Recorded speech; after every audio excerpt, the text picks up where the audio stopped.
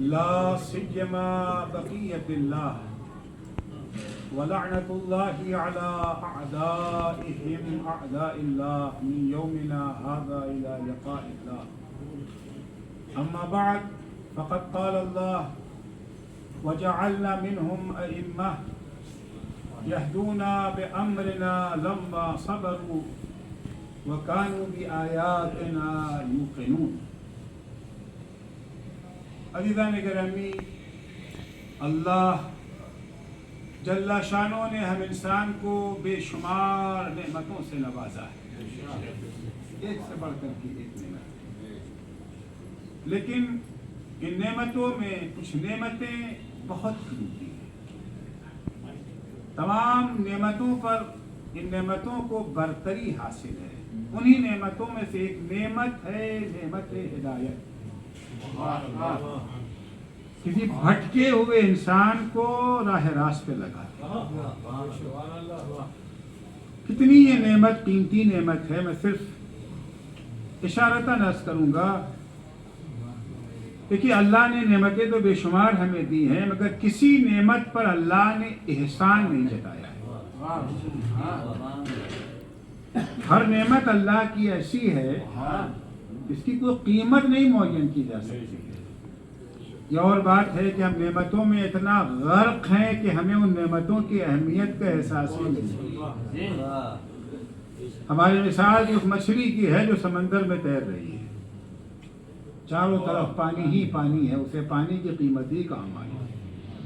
لیکن ہاں، جب مچھلی کو سمندر سے نکال کے خشکی پہ ڈال دیا جاتا ہے، تڑپ تڑپ کے پھڑپھڑا کے پانی کی اہمیت کا اعلان ہے۔ ہم بھی جب نعمت سے محروم ہو جاتے ہیں تب ہمیں اس کا احساس ہوتا ہے۔ بہت ساری نعمتیں ہیں، ہر نعمت بے بہا ہے۔ ان نعمتوں میں کچھ نعمتیں وہ ہیں جن کی اہمیت، نعمت ہدایت کے سلسلے میں آپ دیکھیں کہ اناس کیا کہ اللہ نے کسی نعمت پر احسان نہیں جتایا۔ نعمت عقل عطا کی احسان جتایا، دیکھنے کی طاقت عطا کی احسان جتایا، بولنے کی صلاحیت کی احسان جتایا، ہاتھ دیا، پیر دیا، آکسیجن دیا، پانی دیا۔ ایک نعمت بھی اگر چھن جائے تو زندگی اجیرن۔ پورے قرآن کو آپ اٹھا کے دیکھ لیں، سورہ رحمان میں نعمتوں کا تذکرہ تو ہے، احسان نہیں ہے۔ فَبِأَيِّ آلَاءِ رَبِّكُمَا تُكَذِّبَانِ، ہماری کن کن نعمتوں کو جھٹلاؤ گے؟ ایک نعمت ہے جس پر اللہ نے احسان جتایا ہے، بس ایک نعمت ہے ساری نعمتوں میں سے۔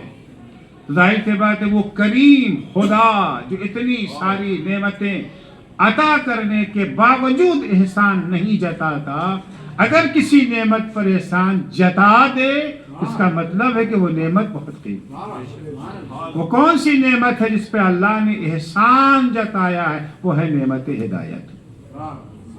قرآن مجید میں ہے وَلَقَدْ مَنَّ اللَّهُ عَلَى الْمُؤْمِنِينَ إِذْ بَعَثَ فِيهِمْ رَسُولًا مِنْ أَنفُسِهِمْ يَتْلُو عَلَيْهِمْ آيَاتِهِ وَيُزَكِّيهِمْ وَيُعَلِّمُهُمُ الْكِتَابَ وَالْحِكْمَةَ وَإِنْ كَانُوا مِنْ قَبْلُ لَفِي ضَلَالٍ مُبِينٍ۔ یقیناً اللہ کا احسان ہے مومنوں پر۔ کب احسان ہے؟ جب عقل عطا کی، جب ہاتھ پیر دیے، جب پانی جیسی نعمت دی؟ نہیں، اذ بعث فیہم رسولا من انفسہم، اس وقت اللہ کا احسان ہے مومنوں پر جب اللہ نے نعمت ہدایت انہیں دی، جب انہی کے درمیان انہی میں سے ایک رسول کو بھیجا، ایک ہادی کو بھیجا ہے۔ جب ہادی کی نعمت اللہ نے عطا کی، اب اللہ کہتا ہے کہ میرا احسان ہے تمہارے۔ نعمت ہدایت بہت اہم ہے، بھٹکے ہوئے کو راستہ دکھا دینا۔ عزیزو، آج کی یہ محفل اسی سلسلہ ہدایت کی ایک کڑی کی ولادت کی محفل ہے۔ عظیم نعمت جو اللہ نے آج ہمیں عطا کی ہے، نعمت ہدایت، یعنی سرکار سید الشہداء حضرت امام حسین علیہ السلام۔ ہادی کس لیے دیا جاتا ہے؟ ہدایت کا فائدہ کیا ہے؟ ہادی کا مقصد کیا ہوتا ہے؟ مقصد یہی ہے نا کہ وہ ہمیں راستہ دکھائے اور دکھانے کے بعد ہم اس راستے پر گامزن ہو جائیں. اگر راستے پر گامزن ہی نہیں ہونا ہے تو راستہ دکھانے کی کیا ضرورت ہے؟ صرف وہ دکھانے والا راستہ دکھا، ہمیں جانا نہیں اس پر. تو قیمت تو تبھی ہے نا. پانی کی کیوں قیمت ہے؟ پیا جائے. اگر پانی پینا ہی نہیں ہے تو پانی ہو یا نہ ہو کیا فرق پڑتا ہے؟ کھانے کی کیوں اہمیت ہے؟ اگر کھانا ہی نہیں ہے تو نعمت ہدایت جو اللہ نے عطا کی ہے، یعنی جنہیں راستہ نہیں معلوم ہے انہیں صحیح راستہ دکھایا جائے، اور جنہیں دکھایا جائے وہ راستے پر گامزن ہو. دیکھیے، راستہ دکھانے والے تو بہت سے ہوتے ہیں، لیکن ہر راستے پر انسان کو بھروسہ نہیں ہوتا. ہر راستے پر آپ قدم قدم پہ آپ کو ہادی مل جائیں گے، ہر چوراہے پر آپ کو راستہ دکھانے والے مل جائیں گے، لیکن انسان انہی کے بتائے ہوئے راستے پر چلتا ہے جن پر اطمینان ہو جائے. اور اطمینان یوں ہی نہیں ہوتا ہے. اطمینان انہی کے بتائے ہوئے راستے پہ ہوتا ہے جو خود صاحب کردار ہوتے ہیں. اسی لیے قرآن مجید میں سب سے بڑا گناہ جو بیان کیا گیا ہے، جس کو بڑے کے لفظ سے یاد کیا گیا ہے، وہ یہ ہے کہ جو راستہ بتا رہے ہیں خود اس راستے پہ عمل نہیں کرتے. کبر مقتا عند اللہ ان تقولوا ما لا تفعلون. اللہ کو نہایت ناگوار ہے، بہت بڑا گناہ اللہ کی نگاہ میں. ایک ہی گناہ کے بارے میں لفظ کبر آیا ہے. کبر مقتا، اللہ کو سب سے زیادہ یہ بات ناپسند اور ناگوار ہے کہ تم زبان سے وہ کہو اس پہ خود عمل نہیں کرتے. لما تقولون ما لا تفعلون، وہ باتیں کیوں کہتے ہو جس پر عمل نہ ہو. کیونکہ ظاہر سی بات ہے، ہم جو بات کہہ رہے ہیں خود اگر اس پر عمل نہیں کرتے، سننے والے کو اعتبار کب ہوگا؟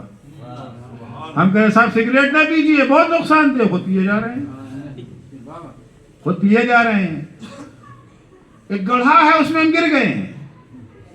گڑھے میں گرنے کے بعد نکل آئے، اور نکلنے کے بعد اپنا زخمی ہاتھ پیر دکھا رہے ہیں ہم کہ دیکھیے صاحب اس گڑھے میں گرنے کا یہ انجام ہوتا ہے. ہم گر گئے تھے، لہذا آپ نہ گریے گا.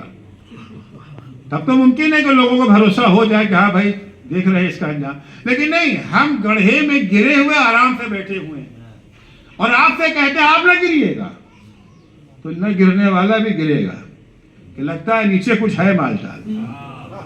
بھائی آرام سے جو بیٹھے ہوئے ہیں، تو اگر ہم خود گناہوں میں مبتلا ہیں، ہم اگر خود بدعمالیوں میں گرفتار ہیں، ہم جھوٹ بولتے ہیں، دوسروں سے کہتے ہیں جھوٹ نہ بولو، تو نہ بولنے والا بھی جھوٹ بولے گا، لگتا ہے کچھ جھوٹ میں مزہ. ہم خود غیبت کر رہے ہیں، دوسروں کو منع اگر کر رہے ہیں کہ غیبت نہ کرو، تو نہ کرنے والا بھی غیبت کرے.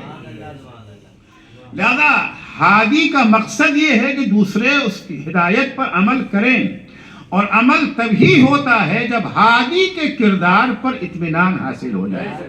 اللہ جل شانوں نے جنہیں ہادی بنا کے بھیجا، ایرے غیرے کو ہادی نہیں بنایا ہے، منصب ہدایت ہر ایک کے حوالے نہیں کیا ہے.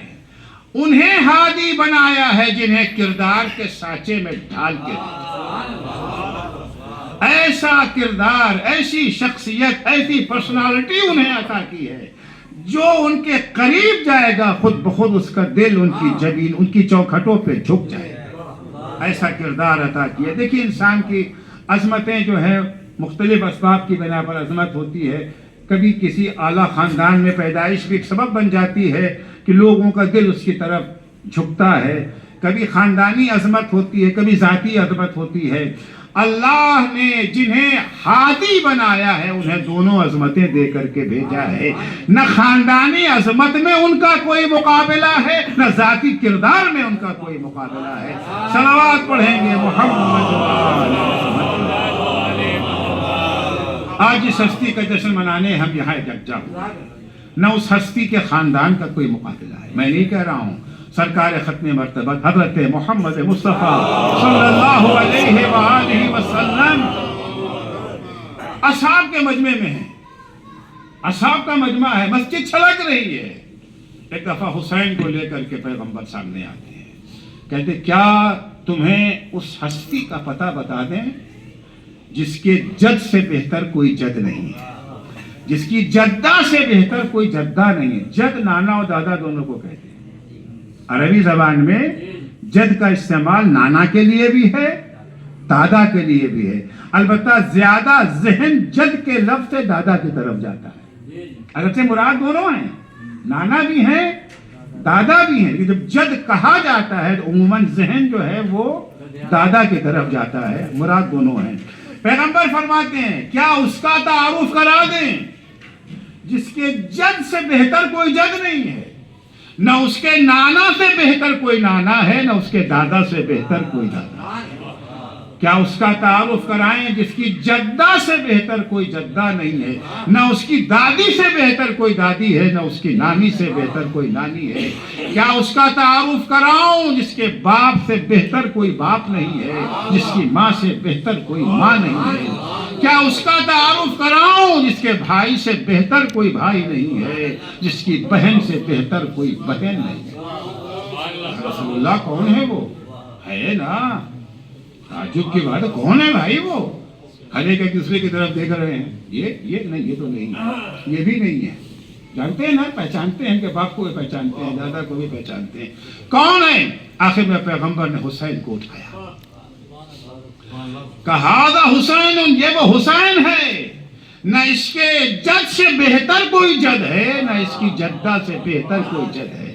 ارے اس کا جد وہ ہے جسے اللہ نے خاتم النبیین بنایا، اس کا جد وہ ہے جسے اللہ نے سید المرسلین بنایا، اس کا جد وہ ہے بولتا ہے تو حکم خدا سے بولتا ہے، ما ينطق عن الهوى ان هو الا وحی یتلوها۔ اس کا جد وہ ہے، نانا اس کی وہ ہستی ہے، پوری کائنات اگر اللہ نے بنائی ہے تو اسی کی خاطر بنائی ہے۔ لولا کا لما خلقت الافلاک، میرے حبیب اگر آپ کو پیدا کرنا نہ ہوتا تو میں یہ کائنات پیدا ہی نہ کرتا۔ اس کی نانی وہ عظیم خاتون ہے جس کے بارے میں خدا پیغمبر کے بارے میں یہ کہتا ہے وَوَجَدَكَ عَائِلًا فَأَغْنَى، اے میرے حبیب تم تنگدست تھے، ہم نے تمہاری تنگدستی دور کیا۔ یہ سب جانتے ہیں کہ پیغمبر کی تنگدستی کس نے دور کیا؟ تاریخ گواہ ہے، چاہے وہ شیعہ ہوں یا سنی ہوں، دونوں کی کتابوں میں یہ چیز موجود ہے کہ پیغمبر کی تنگدستی اگر کسی نے دور کیا ہے تو وہ خدیجہ کے سوا کوئی نہیں ہے۔ پیغمبر اکرم صلی اللہ علیہ وآلہ وسلم ایک دن جناب خدیجہ کا ذکر کر، یہ تو پیغمبر ہر وقت ہی جناب خدیجہ کو یاد کرتے رہتے تھے، ان کی وفات کے بعد بھی۔ ایک ام المومنین کو یہ بات برداشت نہ ہوئی، ان کا کیا بڑھیا کا ذکر کیا کرتے ہیں، ان کو سارا فخر یہی تھا کہ ہم جوان ہیں، کیا اس بڑھیا کا آپ ذکر کرتے رہتے ہیں پیغمبر؟ اللہ نے اس سے اچھی ازواج آپ کو دے دی۔ پیغمبر نے کہا کیا کہا؟ خدیجہ سے بہتر؟ خدیجہ سے بہتر کہاں کوئی ہو سکتا ہے؟ خدیجہ اس خاتون کا نام، اس وقت وہ مجھ پر ایمان لائیں جب تم ہمارے سلسلے میں کفر کا رویہ اختیار کیے ہوئی تھی، اس وقت انہوں نے ہمیں اپنی دولت سے مالا مال کیا، تم لوگوں نے ہمارا بائیکاٹ کر رکھا تھا۔ اللہ نے خدیجہ کے ذریعے سے ابتر کا الزام مجھ سے دور کیا۔ تم نے ہمیں اولاد سے محروم رکھا ہے، خدیجہ نے ہمیں نعمت اولاد سے نوازا ہے۔ ان کی نانی سے بہتر کوئی نانی کہاں، اس کے دادا سے بہتر کون دادا؟ وہ دادا جس کے عمل کو خدا اپنا عمل قرار دے رہا ہے۔ اسی سورے میں ہے نا الم یجد کا یتیمن فآوا، اے میرے حبیب کیا تم یتیم نہ تھے اور ہم نے تمہیں پناہ دی۔ جناب رسول خدا کی ولادت سے پہلے باپ کا انتقال ہو گیا تھا، لیکن باپ کے بعد دادا زندہ تھے، باپ کے بعد دادا زندہ، دادا موجود ہے تو بچے کو یتیمی کا احساس نہیں ہوتا۔ یتیمی کا احساس تو پیغمبر کو تب ہوا ہے نا جب عبد المطلب کا سایہ بھی سر سے اٹھ گیا۔ عبد المطلب کا سایہ جب سر سے اٹھ گیا اب پیغمبر بمعنی واقعی یتیم ہو گئے ہیں۔ अलम यजिद का यतीमन फआवा, मेरे हबीब जब तुम यतीम हुए तो हमने तुम्हें पनाह दी। पनाह किसने दी है? अब्दुल मुत्तलिब के रहलत के बाद किसने पनाह दी? चाहे शिया तारीख हो या सुन्नी तारीख हो, जाहिर सी बात है मैं इख्तिलाफी बातें तो पढ़ते ही नहीं। दोनों में इत्तेफाक नजर ये है कि वाहिद हस्ती जिसने यतीम अब्दुल्लाह को पनाह दी उसका नाम अबू तालिब है। अल्लाह रे अमल अबू तालिब, पनाह अबू तालिब दे रहे हैं, अल्लाह कहता है मैंने पनाह दी है। इसके दादा से बेहतर कोई दादा नहीं है, इसके भाई से बेहतर कोई भाई नहीं है। ये अजमत खानदान, ऐसा अजीम कुनबा है, ऐसा अजीम खानदान है कि जब ये पूरा खानदान एक चादर के नीचे इकट्ठा हो गया तो अल्लाह बस में मलाइका में कसम खा के कहता है। देखिए हमारा आपका कसम खाना और है, अल्लाह का कसम खाना। वइज़्ज़ती व जलाली इन्नी मा खलक़तु सवाअम मबनिया वला अर्ज़म मदहिया वला क़मरम मुनीरा वला शम्सन मुज़िया वला बहरन यजरी वला फुल्कन तसरी इल्ला फी महब्बति हाउलाइल खमसतिल लज़ीना हुम तहतल किसा।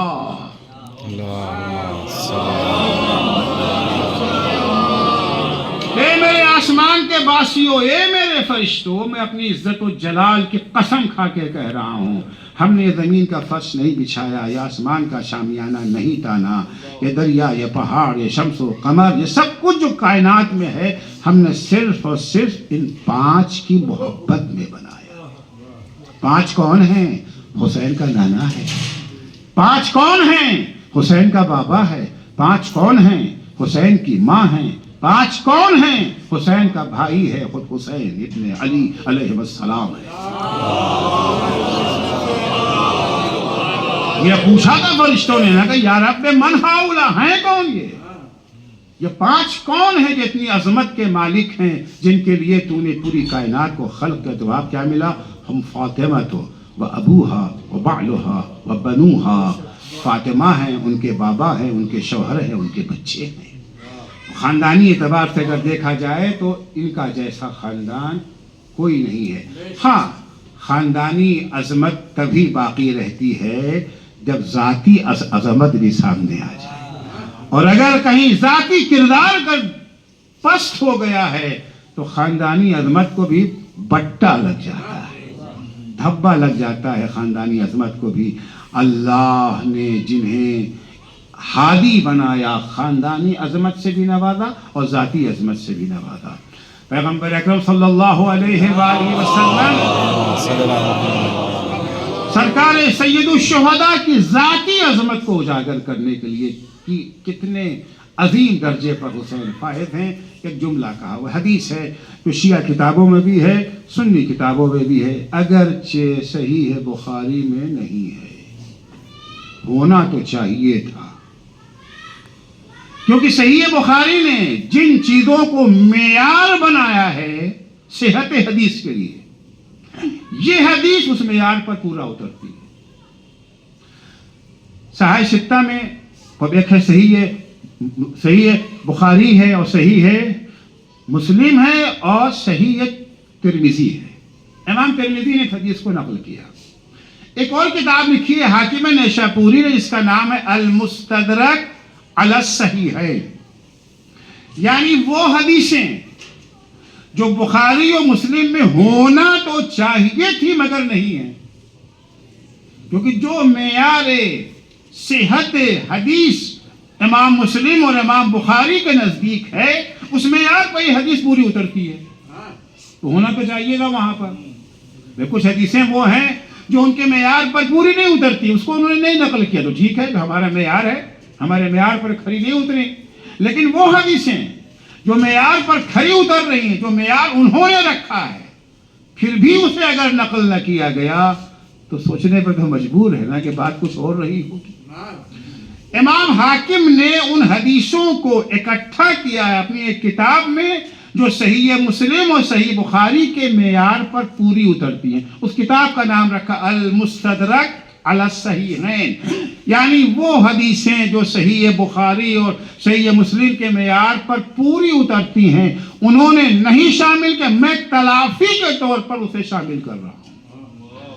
تو گویا یہ حدیث بخاری میں بھی موجود ہے، ہونا چاہیے تھا مگر نہیں ہے، مگر ہونا چاہیے تھا، اس کا مطلب ہے کہ ہے صحیح مسلم کی۔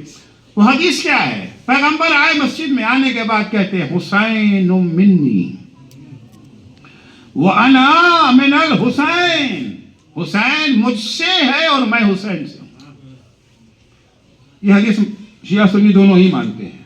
یہ بہت ساری حدیثیں ہیں جو ہم دونوں میں کامن ہیں، معنی میں آ کے مسئلہ ہو جاتا ہے۔ جیسے من کنت مولا ہو فہذا علی مولا، یہ دونوں کے ہاں موجود ہے۔ اہل سنت کے ہاں بھی ہے من کنت مولا ہو فہذا علی مولا، اور ہم شیعوں کے یہاں تو خیر ہے ہی، لیکن بتا کہ مولا کے معنی میں ڈنڈی مار دیتے ہیں۔ ہم مولا کا معنی لیتے ہیں سرپرست، گارجین، ہادی، پیشوا، حاکم، امام کا معنی لیتے ہیں۔ وہ لے لیتے ہیں دوست کا معنی، چچا زاد بھائی کا معنی ہے، لغت میں یہ معنی بھی امام کا معنی لے لیتے ہیں، جس کا اسی طریقے سے یہاں پر حسین منی وانا من الحسین، حسین مجھ سے ہے، کہتے کون سی بڑی بات ہے، خب نواسے تو تھے ہی، نواسے ہیں بھائی، بیٹی کے بیٹے ہیں، کیونکہ کہ حسین منی یعنی پیغمبر ایک اپنا رشتہ بیان کرنا چاہتے ہیں۔ اچھا کسی کو پتہ نہیں تھا کہ رشتہ کیا ہے پیغمبر سے حسین کا، کوئی جانتا نہیں تھا کہ حسین فاطمہ کے بیٹے ہیں، کسی کو پتہ نہیں تھا کہ فاطمہ پیغمبر کی بیٹی ہیں۔ اب ظاہر سی بات ہے، بات تو میں ممبر سے وہ باتیں بیان میں بالکل آیا ہوں، میں ایھا الناس، اے دہرادون والو، معلوم ہے آج کون سا دن ہے؟ ایھا الناس، آج سنڈے ہے، بڑی بات سب جانتے ہیں سنڈے ہے، اس وقت دھوپ نکلی ہوئی ہے، اور سب جانتے ہیں دھوپ نکلی ہوئی ہے، تو عقل پہ شک کریں گے نا؟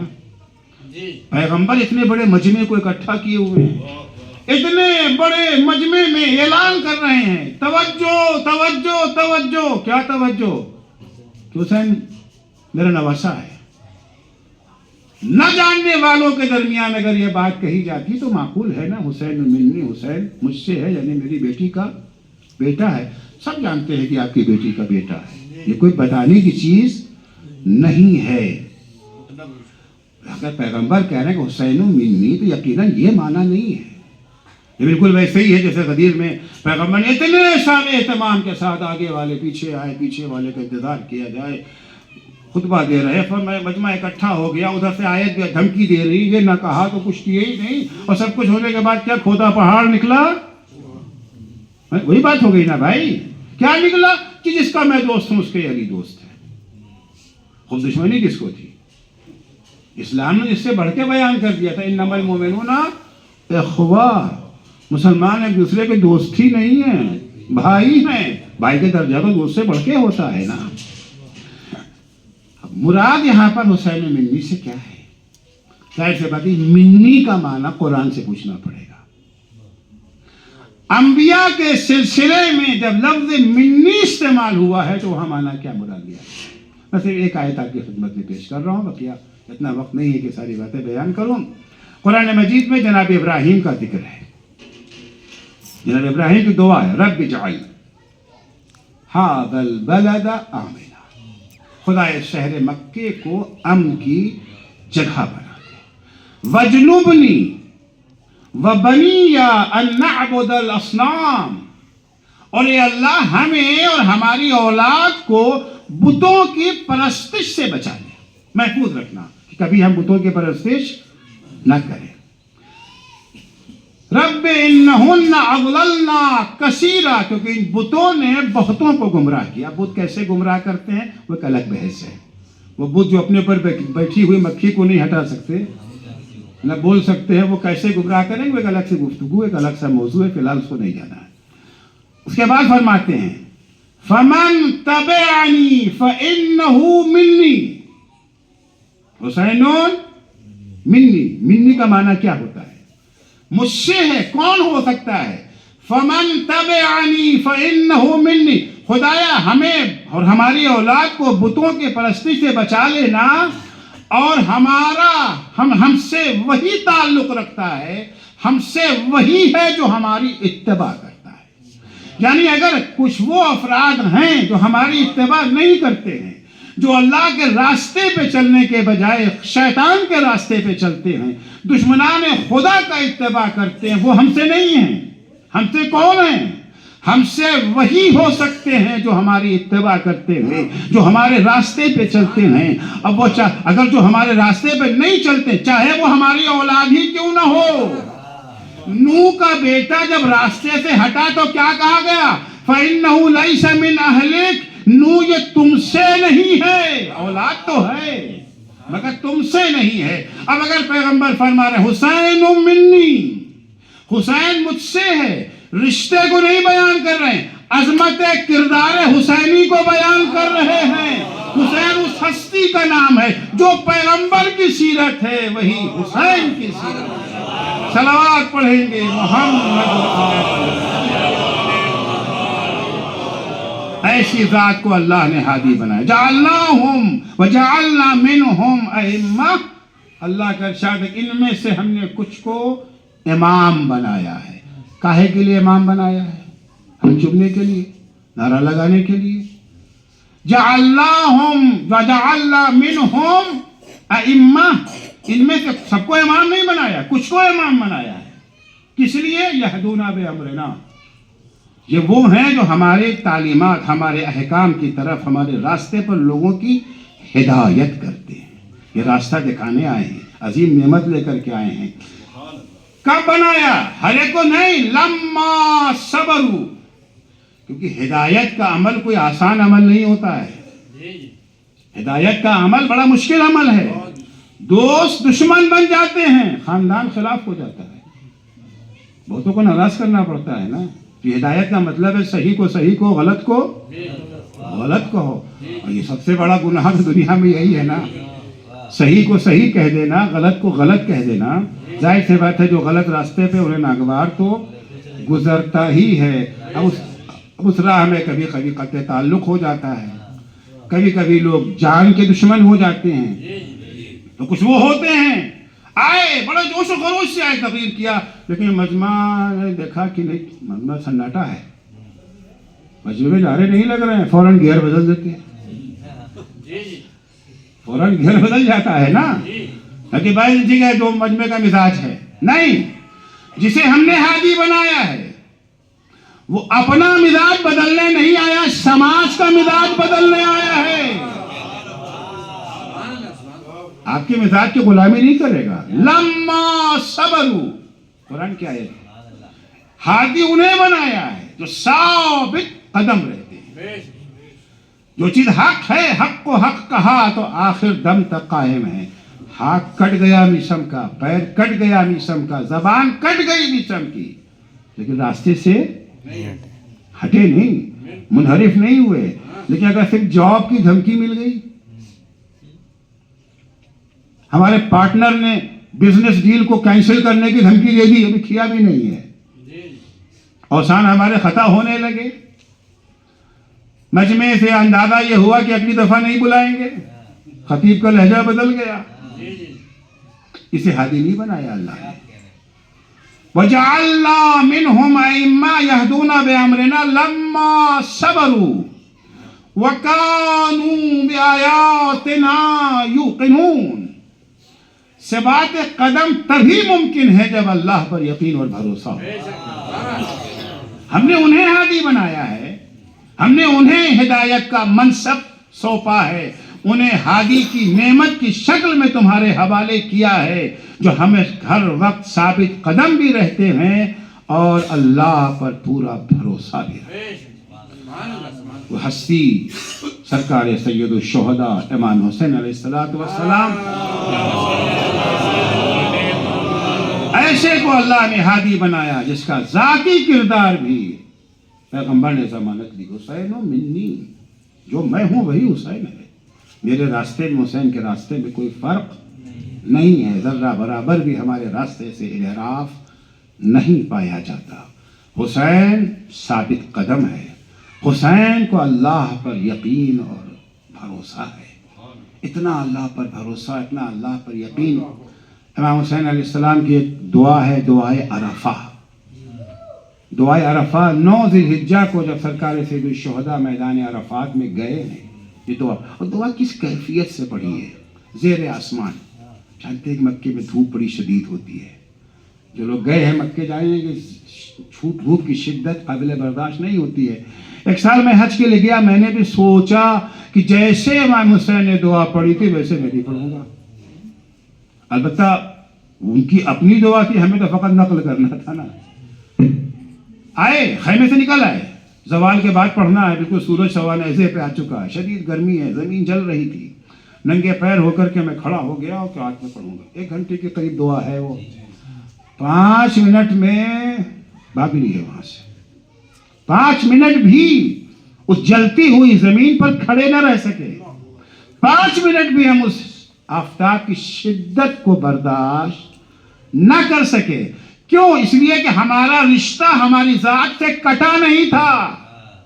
جس کا رشتہ خدا سے مکمل طور پہ جڑ جاتا ہے اسے پھر اپنی ذات کا احساس نہیں رہ جاتا. لیکن انسان کی فطرت میں ہے، جب ایک چیز میں جب وہ مشغول ہو جاتا ہے تو دوسری چیز سے غافل ہو جاتا ہے. ایک چیز میں اگر آپ یہ جو ہے مصروف ہو گئے تو دوسری چیز سے انسان غافل ہو جاتا ہے. بچہ اسکول سے آتا ہے، ممی بھوک لگی ہے، وہ قیامت مچا دیتا ہے. ممی ہاں بیٹا کھانا نکال رہے ہیں، دے رہے ہیں، بھائی نکالنے میں 5 7 10 منٹ تو لگے گا نا، وہ ہاتھ پہ لیے کھڑی تو نہیں ہے. اتنے میں بچے نے ٹی وی کھول لیا، وہاں پہ ان کا پسندیدہ کارٹون آ رہا تھا. اب جو کارٹون دیکھنا بیٹھا تو بھول گیا بھوک لگی ہے. اب ممی نے کھانا لا کے رکھ بھی دیا، کھانا ٹھنڈا بھی ہو رہا ہے، ماں بار بار کہے بھی بیٹا کھانا کھا لو. بچے کو ذرا اگر خراش لگ جائے کتنا چلاتا ہے، کتنا روتا ہے. لیکن کھیل کھیل میں اگر چوٹ لگ جائے، خون ہو گیا ہے، ماں دیکھ کے تڑپ گئی، بچے کو احساس ہی نہیں. کیوں؟ توجہ کہیں اور ہے. اب سمجھ میں آیا کہ پیغمبر نے کیوں کہا تھا کہ جب علی نماز میں مصروف ہو تو تیر نکال لے. جدھر توجہ ہو جاتی، ایک طرف توجہ دوسرے سے غفلت. اگر خدا کی طرف توجہ ہو جائے پھر دنیا کی حقیقت کیا رہ جاتی ہے؟ بدن تیروں سے چھلنی ہو گیا ہے، احساس نہیں رہ جاتا ہے. درد کا احساس باقی نہیں. کانوا بآیاتنا یوقنون، وہ عظمت، وہ ہستی ہے. میں صرف ہدایت کے سلسلے میں روایت پڑھ کے آپ کو زحمت تمام کروں گا کہ امام کا اصل منصب کیا ہے؟ ہدایت. سب سے بڑی فضیلت امام کی کیا ہے؟ ہدایت ہے. نہیں، میں اس کو عرض کر دوں، میں کیوں کہا کہ سب سے بڑی فضیلت ہدایت ہے. خیبر کا میدان تو آپ سب کو پتہ ہے، پوری مجلس یاد ہے آپ کو خیبر کی. ایک ٹکڑا صرف آپ کو بتانا چاہ رہا ہوں. آج اگر ہم سے پوچھا جائے کہ مولا کائنات کی خیبر کے میدان میں سب سے بڑی فضیلت کیا ہے، کاغذ قلم دے دیے، کوئی لکھے گا سب سے بڑی فضیلت ہے پتھر پہ دین کا علم گاڑ دیا، سب سے بڑی فضیلت ہے مرہب جیسے پہلووں کو پچھاڑ دیا، سب سے بڑی فضیلت ہے باب خیبر کو اکھاڑ لیا. یہ سب تو بیان کریں گے نا. ہمارا شاعر بھی یہی کہتا ہے، پتھر پہ علم دین کا گاڑا کس نے، مرہب سے پہلواں کو پچھاڑا کس نے، اصحاب پیغمبر تو سبھی تھے موجود، بولو بولو در خیبر کو اکھاڑا کس نے. یہی ہے نا فضیلت. سب سے بڑی فضیلت مولا کائنات کی یہی بیان کی جائے گی. لیکن پیغمبر نے جو سب سے بڑی فضیلت مولا کی بیان کی وہ یہ نہیں ہے، وہ یہ نہیں ہے. جس وقت علی کو علم مل چکا یعنی ساری فضیلتیں آ گئی نا، کیونکہ ساری فضیلتیں علم سے وابستہ تھی. لَأُعْطِيَنَّ رَائِتَ غَدًا رَجُلًا كَرَّارًا غَيْرَ فَرَّ، ہے نا پورا سب آپ لوگوں کو یاد ہے، میں دہراؤں گا نہیں، وقت نہیں آپ کر لوں گا اس میں. علم مل چکا ہے، ساری فضیلتوں کا مجموعہ ہے علم، وہ علی کے ہاتھ میں ہے. علم ملنے کے بعد جب مولا جا رہے ہیں میدان جنگ میں، مولا کو خطاب کر کے پیغمبر نے جو جملہ کہا ہے سب سے بڑی فضیلت کیا ہے؟ خطاب کرتے یا علی لَن يَهْدِيَ اللَّهُ بِكَ رَجُلًا خَيْرٌ لَكَ مِنَ الدُّنْيَا وَمَا فِيهَا. اے علی، اگر اللہ تمہارے ذریعے سے کسی ایک بھٹکے ہوئے انسان کو راہ راست پہ لگا دے، تمہارے لیے یہ فضیلت تمام فضیلتوں سے بڑھ کر مرہب کو پچھاڑنا فضیلت ہے، باب خیبر کو اکھاڑنا فضیلت ہے، پتھر پہ دین کا علم گاڑ دینا فضیلت ہے. لیکن سب سے بڑی فضیلت یہ ہے کہ علی ہادی ہیں، ہدایت کرنے والے ہیں. راستہ دکھانے والے ہیں. تو ائمہ کی سب سے بڑی فضیلت کیا ہے؟ کس طرح سے ائمہ راستہ دکھاتے تھے. ہم لوگ بھی راستہ دکھانے کا کام کرتے ہیں، ہم لوگ کو آتا نہیں ہے، تمیز نہیں ہے ہمارے پاس. ہم کبھی کبھی راستہ دکھانے کے بجائے بھٹکا دیتے ہیں اور منزل سے دور کر دیتے ہیں قریب کرنے کے بجائے. ایک شخص، میں بہت خلاصہ کر کے بیان کروں گا، امام کے پاس آیا، آنے کے بعد کہنے لگا یا ابن رسول اللہ انا رجل عاصم، اے اللہ کے رسول میں ایک گنہگار انسان. کیا کہنا اس انسان کا جس کو احساس ہو جائے کہ میں گنہگار ہوں. اصلاح کا پہلا قدم ہے نا. جس بیمار کو احساس ہی نہیں کہ میں بیمار ہوں، اسے خاک شفا ملے گی. جس جاہل کو پتہ ہی نہ ہو کہ میں جاہل ہوں، وہ کبھی بھی عالم نہیں بن سکتا. جس گنہگار کو احساس نہ ہو کہ میں گنہگار ہوں. ہوتے ہیں بہت سارے لوگ گناہوں میں غرق ہیں مگر اپنے کو سب سے بڑا متقی سمجھتے ہیں. ایسی مثالیں کم تو نہیں ہیں. وہ آتا ہے یا ابن رسول اللہ انا رجل عاصم، میں گنہگار انسان ہوں، میں گناہ کرنا نہیں چاہتا ہوں، گناہ ہو جاتا ہے. اچھا عام طور سے یہی ہے، واقعی ہم لوگ بھی غیبت کرنا نہیں چاہتے. کئی دفعہ طے کہ غیبت نہیں کریں گے مگر پھر وہ پیٹ میں درد ہونے لگتا ہے. غیبت کیے بغیر چین نہیں ملتا. کتنی دفعہ کہا کہ جھوٹ نہیں بولیں گے مگر مگر مگر مگر ہزار. وہ بھی کہتا ہے ابن رسول اللہ انا رجل عاصم، میں گنہگار انسان ہوں. فعظنی بموعظۃ، ایسی نصیحت کر دیجئے کہ میں گناہوں سے دور ہو جاؤں. گناہ کرنا نہیں چاہتا مگر جب گناہ کا موقع آتا ہے تو بے قابو ہو جاتا ہوں. گناہ ہو ہی جاتا ہے، سرزد ہو جاتا ہے گناہ. ایسی بات ہے، بیمار انسان کو تو ڈاکٹر ہی کے پاس جانا چاہیے نا. جسم بیمار ہوتا ہے تو جسم کے ڈاکٹر کے پاس جائیں، اور روح بیمار ہے تو بہترین ڈاکٹر کے پاس آیا ہے. بہترین ڈاکٹر کے پاس آیا ہے. اذنی بموعظۃ، ایسی نصیحت کر دیجئے کہ میں گناہوں سے بچ جاؤں. ایسے بات ہے، ائمہ علیہ السلام کے پاس رٹا رٹایا علم تو نہیں ہوتا جو ہم لوگوں کے پاس ہے. ہمارے پاس ایک ہی نسخہ ہے سب کے لیے.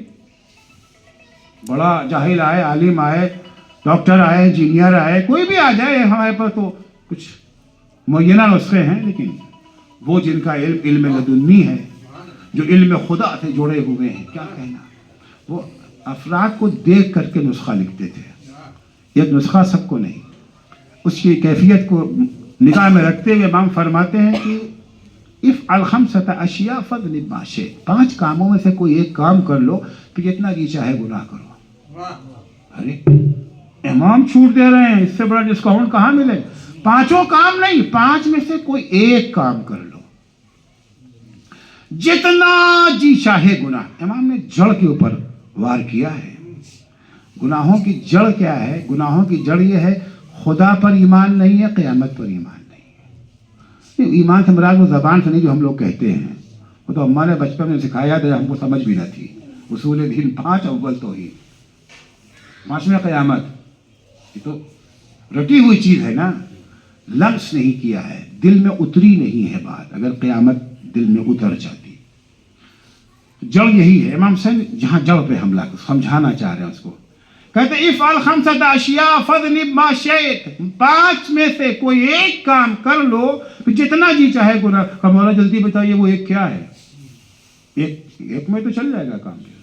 ابھی گناہ کرو، آزادی ہے. گناہ کی پریشانی یہی ہے نا کہ وہاں اللہ عذاب کرے گا. امام ضمانت دے رہے ہیں، تم گناہ کرو، چھوٹے تمہیں گناہ کی. اس سے بڑی بات کیا ہے؟ مولا کیا ہے؟ امام نے کہا پہلی بات تو یہ ہے اخرج من ولایت اللہ، اللہ کی حکومت سے باہر نکل جاؤ. فاجتنب ما شئت، جتنا جی چاہے گناہ کرو. ہندوستان میں بائیں طرف سے گاڑی چلائی جاتی ہے، ایران وغیرہ میں داہنی طرف سے. ہمیں بائیں طرف سے پسند نہیں ہے، تو اگر ہندوستان میں رہنا ہے تو بائیں طرف سے چلانا پڑے گی. پسند نہیں ہے تو ہندوستان سے چلے جاؤ باہر، چلاؤ پھر جا کر ایران میں داہنی طرف سے گاڑی. اللہ کا قانون، گناہ کیا ہے؟ اللہ کے قانون کو نہ ماننا ہی تو گناہ ہے نا. اللہ کے قانون پہ عمل نہ کرنا ہی گناہ ہے. اخرج من ولایت اللہ فاجتنب ما شئت، اللہ کی حکومت سے نکل جاؤ، جتنا جی چاہے گناہ کرو، میں ضمانت دیتا ہوں. سوچ کے کہتا ہے مولا جائیں کہاں نکل کے، کوئی مودی کی حکومت تھوڑی ہے، نہ یوگی کی حکومت ہے نہ مودی کی حکومت ہے. یوگی کی حکومت پسند نہیں ہے صاحب، یو پی چھوڑ دیا ہم نے، मोदी की हुकूमत पसंद नहीं, इंडिया छोड़ दिया हमने। अल्लाह की हुकूमत से निकल के कहाँ जाएंगे? लिल्लाहि मुल्कु समावाति वल अर्द, जमीन में भी उसकी हुकूमत है, आसमान में भी उसकी हुकूमत है। नहीं मौला ये तो नहीं हो सकता। अच्छा ये नहीं हो सकता, दूसरा काम, ला ताकुल मिन रिज़्क़िल्लाह, अल्लाह की रोजी खाना छोड़ो। फज़लिम मा शि'त, जितना जी चाहे गुनाह करो। अल्लाह को याद दिलाना चाह रहे हैं, जिस खुदा पर ईमान है कौन सा वो खुदा है? कहता मौला वो खाएं क्या फिर, और जो कुछ है सब तो उसी का है ना, अपना तो कुछ है ही नहीं। वो जो हम अपने कुव्वते बाजू से कमाते हैं, जमीन में हल जोत करके निकाला है, वो जमीन भी अल्लाह की है, दाने में रुश्द व नमू की कुव्वत भी अल्लाह की, ये हाथ भी अल्लाह ही का दिया हुआ है। ये तो नहीं हो सकता। कचा उतलू मौज़िअन ला यराक अल्लाह फी, एक ऐसी जगह ढूंढ लो जहां तुम्हें अल्लाह देख न सके। भाई जब देखे जाओगे तभी तो पकड़े जाओगे, जब पकड़े जाओगे तभी तो जहन्नम वहन्नम है ना। वो देखे ही गई नहीं तो पकड़े कहां से जाओगे? एक ऐसी जगह ढूंढ लो जहां तुम्हें अल्लाह देख ना सके। फज़लिम मा शि'त, जितना चाहो गुनाह करो। कहता है मौला वो जगह कहां से लाऊं? हर जगह तो वो मौजूद है। अलम यअलम बिअन्न अल्लाह यरा, क्या इंसान ये नहीं जानता कि अल्लाह उसे हर हाल में देख रहा? दुनिया के कैमरे तो फेल हो जाते हैं, खराब हो जाते हैं, अल्लाह का कैमरा, उससे बच के कहां जा सकते हैं? अच्छा तो चौथी चीज ये है कि चलो हमने गुनाह कर लिया, झूठ बोला, ग़ीबत किया, चोरी किया, डाका डाला, सजा कहाँ मिलेगी? मरने के बाद ही मिलेगी ना, जन्नत तो नहीं मिलेगी, जहन्नम में जाएंगे। मरेंगे तब ना। इज़ा जाअ मलकुल मौत लियक़बिज़ रूहक फ़दफ़अहु अन नफ़्सिक, जब मलकुल मौत रूह कब्ज़ करने आएंगे ना, एक मुक्का मार देना उनको। कहते चलो, कहते मैं नहीं जाता, फ़दफ़अहु अन नफ़्सिक, दूर कर दो उनको अपने से, मत जाओ, मरोगे ही नहीं तो जहन्नम का आएगा। लगे मौला उन पे कहाँ बस चलता है, उन पे तो सुलेमान जैसे नबी का बस न चला, जिसकी हुकूमत हर चीज पर, बैठने तक की इजाजत नहीं दी सुलेमान को, हमें क्या इजाजत देंगे? जाना तो पड़ेगा। अब पांचवी चीज रह गई और आखिरी चीज। और चलो चले गए वहां पर, फैसला हो गया, अल्लाह ने फैसला किया, मोहम्मद अस्करी तुमने बहुत झूठ बोला है, बहुत ग़ीबत की है, लोगों के हुकूक मारे, जाओ जहन्नम में। दारोगा जहन्नम आया जिसका नाम मालिक है, पकड़ के ले जाने के लिए। इज़ा जाअ मालिक, जब मालिक आएंगे तो उनको भी धक्का दे दो, मैं नहीं जाता जहन्नम में। मौला उन पर तो बिल्कुल बस नहीं चलता, बड़े बदमिजाज हैं। खुद कुरान कहता ग़िलाज़ुन शिदाद यफ़अलूना मा युमरून ला यासूनल्लाह मा अमरहुम, वो तो अल्लाह की नाफरमानी करते ही नहीं। हिंदुस्तान के जेलरों को तो खरीदा जा सकता है या रिश्वत दे करके या धमकी के जरिए, है ना। तुम्हारी औलाद को उठा लेंगे बेचारे डर के मारे, वो तो कुछ नहीं सुनते हैं। इमाम ने कहा न तुम अल्लाह के मुल्क से निकल सकते हो, न उसकी रोजी छोड़ सकते हो, न एक जगह ढूंढ सकते हो जहां गुनाह कर सको, जहां वो देखे नहीं, न मलकुल मौत पे तुम्हारा बस है, न दारोगा जहन्नम पे तुम्हारा बस है। किस भरोसे पे गुनाह करते हो? इतना सा यकीन, यकीन की बात कर रहा हूं, इकरार नहीं, इतना सा यकीन अगर इंसान को पैदा हो जाए, मुहाल है कि वो इंसान मब्दा और मात, खुदा पर और क़यामत पर, दो यकीन ऐसा है इंसान के अंदर अगर पैदा हो जाए, दुनिया से करप्शन मिट जाएगा, क्राइम जराइम का खात्मा हो जाएगा। ऐसों को अल्लाह ने हादी बनाया और हम सरफराज हैं इस बात से, हम खुशकिस्मत हैं कि अल्लाह ने इस हादी से हमें आशना कर दिया। आशना ही नहीं किया, उसकी मोहब्बत हमारे दिलों में डाल दी। हम उनकी विलादत पर जश्न मनाते हैं, उनकी शहादत पर गम मनाते हैं। अल्लाह जल्ला शानों से ये दुआ है कि परवरदिगार हमें उनकी हिदायत के मुताबिक अपनी ज़िंदगी बसर करने की तौफीक इनायत फरमाए। जो नेमत परवरदिगार ने आज के दिन हमें अता की है, उस नेमत से हम सरफराज हो सके, कुफरान नेमत के गुनाह में मुब्तला न हो सके। बारहा सदक़े में मोहम्मद वाले मोहम्मद अलैहिस्सलाम के जो मोमिनीन और मोमिनात बीमार हैं, उन्हें शफाए काबिले आजिला इनायत फरमा। जो मकरूज़ हैं उनके कर्ज़ों को अदा फरमा, जो परेशान हाल हैं उनकी परेशानियों को दूर फरमा। جو بے روزگار ہیں انہیں حلال اور پاکیزہ روزگار عنایت فرما، جو صاحب روزگار ہیں ان کے روزگار میں مزید ترقی اور انہیں اپنے بے روزگار بھائیوں کی خبرگیری کی توفیق عنایت فرما۔ بار الہ جو بے اولاد ہیں انہیں نیک اور صالح اولاد عنایت فرما، جو صاحب اولاد ہیں انہیں اپنی اولاد کی دینی تعلیم و تربیت کی توفیق عطا فرما۔